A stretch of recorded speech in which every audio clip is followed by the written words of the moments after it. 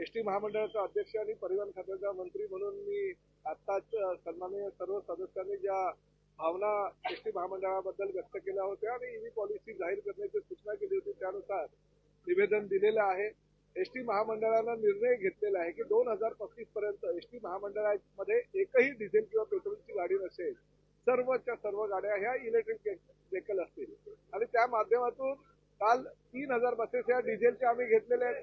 5000 buses सुद्धा आम्ही पुढल्या 4 महिन्यामध्ये घेतोय। म्हणजे 2026 हे वर्ष एसटी महामंडळासाठी डिझेल आणि पेट्रोलच्या गाड्यांसाठी शेवटचं वर्ष असेल आणि त्यानंतर प्रत्येक एसटी महामंडळामध्ये 8 वर्ष झालेली जी गाडी आहे त्याचं रूपांतर आम्ही इलेक्ट्रिक व्हेकलमध्ये करणार असल्या कारणानं 2035 मध्ये एसटी महामंडळाच्या ताफ्यामध्ये जेवढ्या काही बसेस असतील त्या सर्वच्या सर्व ह्या इलेक्ट्रिक व्हेकल असतील आणि एसटी महामंडळामध्ये ह्या शेवटच्या गाड्या आम्ही डिझेल आणि पेट्रोलच्या घेतल्यानंतर 2027 पासून दर वर्षाला 2000 ह्या इलेक्ट्रिक व्हेकल आम्ही घेणार आहोत, जेणेकरून 2035 मध्ये एकही गाडी जी आहे ती डिझेल पेट्रोलची नसणार, सगळ्या पर्यावरणपूरक गाड्या असणार आणि त्यामुळे देशातलं महाराष्ट्र हे पहिलं राज्य महामंडळ असेल की सर्वच्या सर्व व्हेकल हे इलेक्ट्रिक असतील।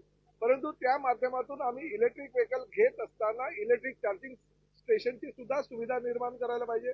राज्यामध्ये एसटी महामंडळाच्या जेवढे काही डेपो आहे, जेवढे काही स्टँड आहेत, जेवढ्या काही कार्यशाळा आहेत त्या प्रत्येक ठिकाणी आम्ही इलेक्ट्रिक व्हेकलसाठी आमच्या ज्या स्वतःच्या गाड्या आहेत त्यासाठी चार्जिंग स्टेशनची निर्मिती मोठ्या प्रमाणात करतोय।